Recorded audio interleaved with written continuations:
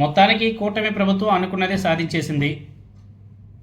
ఈ మద్యం కేసులు అవి చెత్త చెదారం అని చెప్పేసి లేనిపోవడం కూడా క్రియేట్ చేసి ఎవరెవరినో ఎక్కడెక్కడో ఇరికించేసి అరెస్ట్ల పరంపర ఇంకా కొనసాగిస్తూనే ఉండాలి. దానిలో భాగంగానే జస్ట్ ఒక హాఫ్ అన్ అవర్ ముందు మద్యం కేసులో retired IAS officer Dhananjaya Reddy గారు, అదేవిధంగా కృష్ణమోహన్ రెడ్డి, వీరిద్దరిని సిట్ అధికారులు అరెస్ట్ చేసినట్టు స్టేట్మెంట్ వాళ్ళు ప్రకటించడం కూడా జరిగింది. వాళ్ళని గత 3 రోజుల నుంచి విచారణ చేస్తున్నారు. విచారణ చేశారు. ఈరోజు వాళ్ళిద్దరిని మేము అరెస్ట్ చేస్తున్నామని చెప్పేసి చెప్పడం జరిగింది.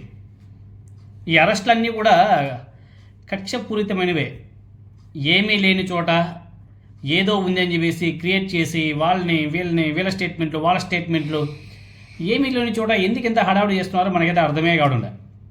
ఎందుకంటే ఈ మద్యం స్కామ్ అనేది డిస్టిలరీలకి పర్మిషన్ ఇచ్చింది గత ప్రభుత్వమే. గత ప్రభుత్వం అంటే ఆనాడు చంద్రబాబు నాయుడు గారి ప్రభుత్వమే. జగన్మోహన్ గారు అధికారం చేపట్టిన తర్వాత ఒక్క డిస్టిలరీ కూడా పర్మిషన్ ఇవ్వలే. పాత వాటిని కంటిన్యూ చేశాడు. మద్య రేట్లు పెంచాడు, పెంచి అమ్మాడు. బెల్ట్ షాపులు లేవు. తన మనసులకు ఇచ్చుకున్నాడంటే లేదు.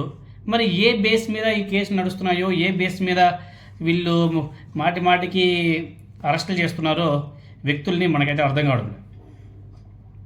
ఏకంగా ఐఏఎస్ ఐపీఎస్ ఆఫీసర్లను కూడా అరెస్ట్ చేస్తున్నారు. ఇదేం సంస్కృతో మనకైతే అర్థం కావడం. ఇదే లిక్కర్ స్కామ్లో retired IAS officer Dhananjaya Reddy గారు, అదేవిధంగా కృష్ణమోహన్ రెడ్డి గారిని అరెస్ట్ చేశామని చెప్పేసి సావు కబురసల్లా చెప్పినారు. ఇంకా మిగిలింది ఎవరు? ఇంకా మిగిలింది జగన్మోహన్ రెడ్డి గారే. జగన్మోహన్ రెడ్డి గారిని అరెస్ట్ చేయాలని చెప్పేసి పాపం ఎన్నెన్నో ప్రయత్నాలు చేస్తున్నారు. ఎలాగైనా సరే ఈ 1-2 ఇయర్స్ కూడా అరెస్ట్ చేసేవాళ్ళ. మళ్ళీ 2 ఇయర్స్ అయిపోయిందనుకో, మళ్ళీ జగన్మోహన్ రెడ్డి గారు మళ్ళీ పాదయాత్ర అంటున్నాడు. పాదయాత్ర అంటే మళ్ళీ బొక్క అయిపోతుంది. మళ్ళీ ఎలక్షన్కి దగ్గరగా అరెస్ట్ చేయాలంటే మళ్ళీ సానుభూతి అని చెప్పేసి అరెస్ట్ చేయరు. ఏమైనా చేస్తే గీస్తే ఈ 1-2 ఇయర్స్లో చేసేవాళ్ళ.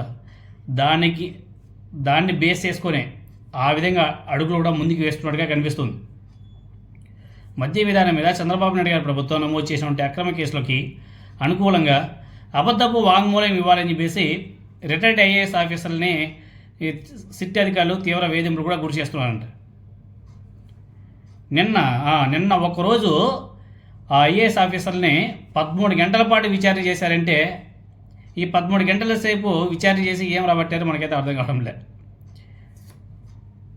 సిట్ చీఫ్గా ఉన్నటువంటి Vijayawada police commissioner S V Rajasekhar Babu, అదేవిధంగా ఇతర అధికారులు, ఆ ఇతర మాజీ ఐఏఎస్ ఆఫీసర్ని విడివిడిగా ఒక రోజంతా విచారించారంట.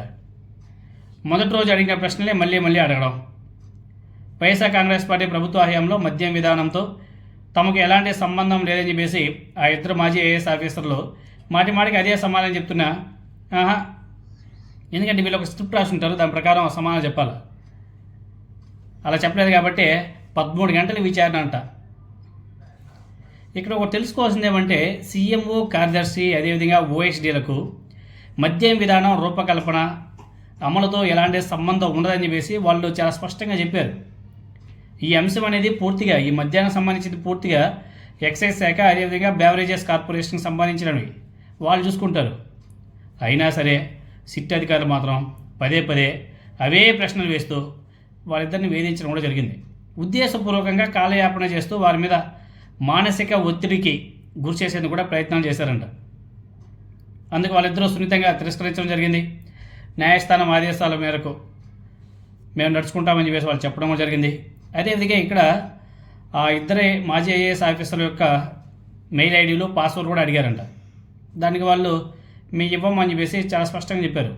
ఏమైనా ఉంటే మేము కోర్టులో చూసుకుంటాం, మేమైతే మీకు రెస్పాండ్ కామో, మీకు ఇవ్వమని చెప్పేసి వాళ్ళు చాలా స్పష్టంగా చెప్పేశారు. ఏమైనా ఉంటే మేము కోర్టులో తెలుసుకుంటాం, కోర్టు ఆదేశాల మేరకే వాళ్ళు ఎలా చెప్తే అలా నడుచుకుంటామని చెప్పేసి వాళ్ళు స్పష్టంగా చేయడం కూడా జరిగింది. ఎందుకంటే కోర్టు అని నమ్మచ్చు, కానీ ఈ అధికారులు నమ్మడానికి చాలా కష్టం. ఈ అధికారులు నమ్మలేము. ఎందుకంటే ఎందుకంటే వీళ్ళు విచారణ అధికారులు కాబట్టి ప్లేట్ పిటాయిచ్చేస్తారు. అదే హైకోర్టు కానీ చెప్పింది అనుకో, ఆ స్టేట్మెంట్ అన్నీ కూడా రికార్డ్ అయి ఉంటాయి కదా. కాబట్టి అక్కడ నుంచి ఏమైనా వచ్చి అడిగితే అది వేరు. కానీ ఈ సిట్ అధికారుల మీద నమ్మకం లేకుండా వాళ్ళిద్దరు ఐఏఎస్ ఆఫీసర్లు మేము ఇవ్వం, పాస్వర్డ్లు అదేవిధంగా మెయిల్ ఐడీలు ఇవ్వం అని చెప్పేసి వాళ్ళు చెప్పడం జరిగింది. ఎనీహా మొత్తానికైతే కూటమి ప్రభుత్వం కక్ష సాధింపు చర్యలో భాగంగా మరి ఇద్దరిని అరెస్ట్ చేశారు. రేపు కోర్టులో సబ్మిట్ చేస్తారంట. మరి కోర్టులో వాదనలు విన్న తర్వాత వాళ్ళిద్దరికీ బెయిల్ ఇస్తారా లేకపోతే రిమాండ్ విధిస్తారా అనేది చూడాలా.